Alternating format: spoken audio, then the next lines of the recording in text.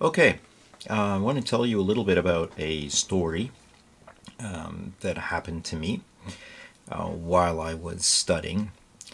I was a psychology student. I had a good friend of mine. We used to study together, but she decided to go off on her own, and which left me undecided about what I wanted to do in my future. I was looking for what to do. I decided to continue for a master's, and the master's program that I chose dealt with the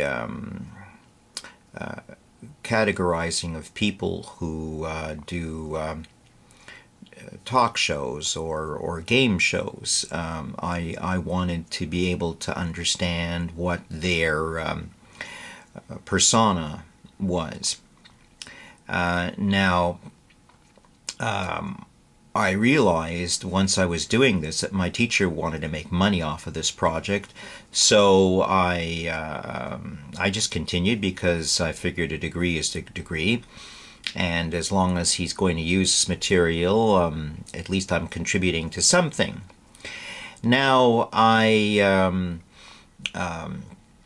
wanted to convince my parents that my choice was good. They didn't really like what I had chosen or the people that I had chosen, but maybe this was because of the age difference, or they weren't the same of the same age, or they didn't have the same taste.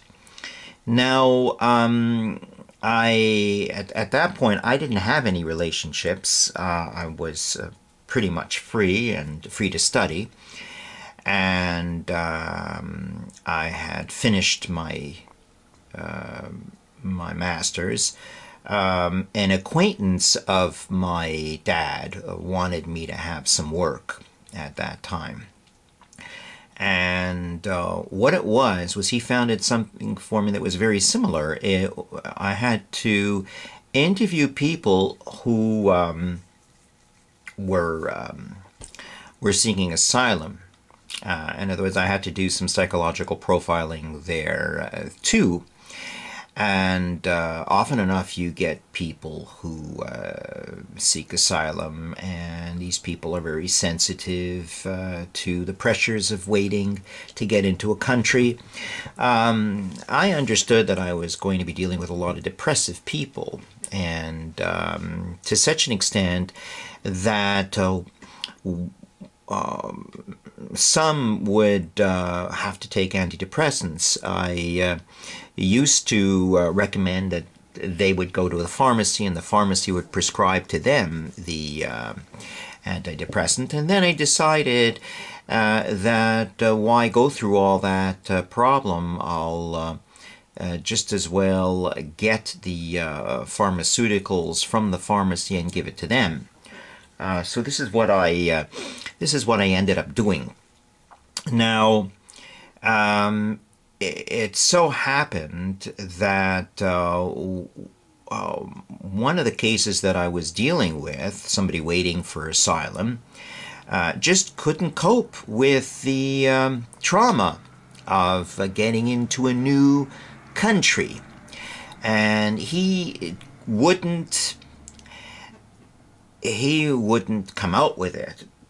But so what he did actually, and I wasn't aware of this, he one night he goes to where his son is sleeping, and this of course is all reported on video. He goes to the bed where the son is sleeping, kisses him good night, and then goes into a bathroom stall and takes a rope and commits suicide.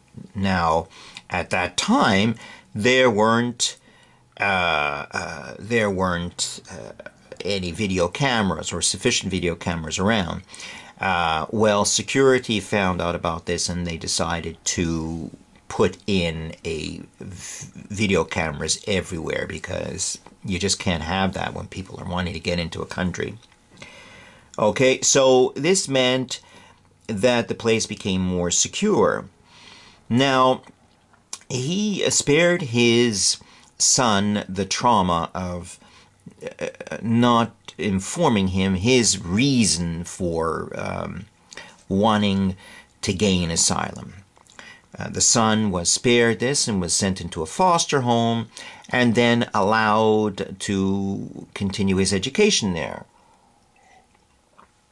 Now, what happened was he had also left me, strangely enough, a note among all the information that I had gathered from him. Now, this person, by the way, I couldn't remember his face. I had a lot of people coming into my office, as you could imagine. And I have difficulty remembering faces of people who are of different races. But he evidently chose me to leave me with this secret note that was written 36/3.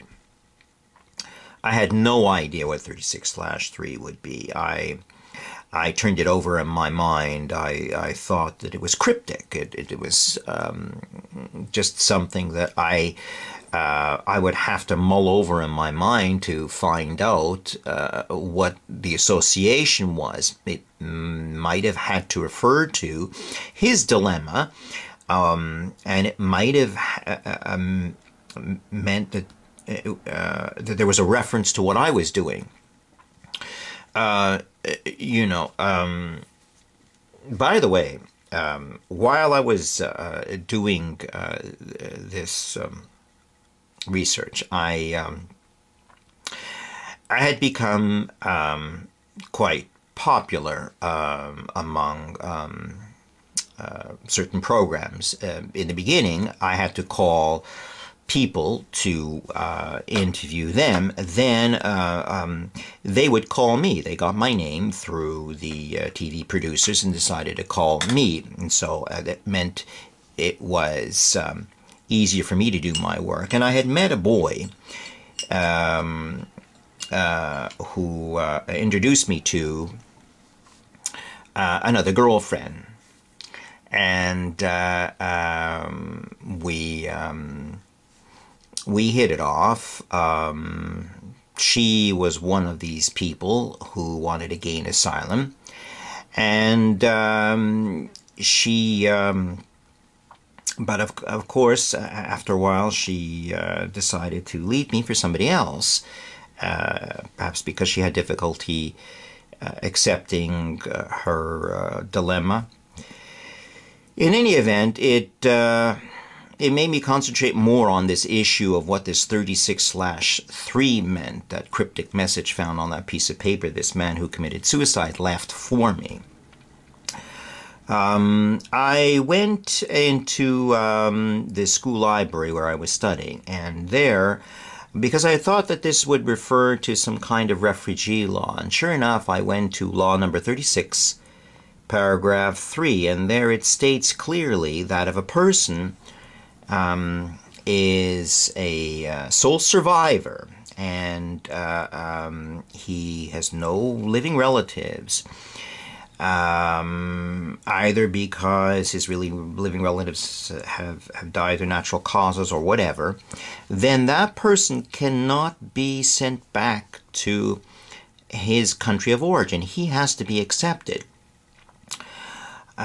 in his new country. And I thought that this was the answer to really what had happened. It explained the fact that this person was not just the average person that I had thought he was. He was someone special because he took the time to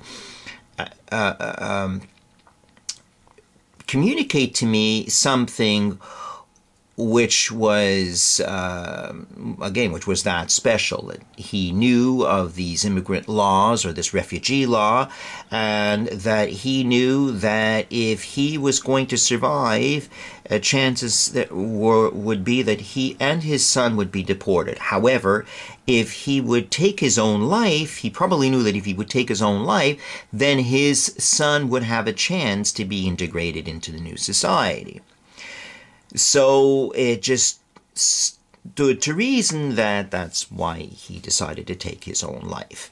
Now, again, at that time, I was hit with depression for a period, and I thought I was coming down with a nervous breakdown, but it wasn't that. What it was I felt I was going through a period of like sleep, dormancy, and I was waking up from this sleep while I was doing this study. Or while I was profiling these people who were wanting to gain asylum. And I very much admired this man, by the way, for the courage. He, to me, was like a martyr in a way, because he gave his life for his son. And I reevaluated what I had thought was just an average selection. I thought I'd just taken an average selection of contestants, and I realized that no, these people were, this person in particular was very special. At the same time, my girlfriend came back and wanted to stay. She was an artist, and she'd left me some mementos. I just threw her out of the house. I couldn't, I didn't want to see her. I thought that she just wasn't stable enough for me. And I continued with the work that I wanted to do.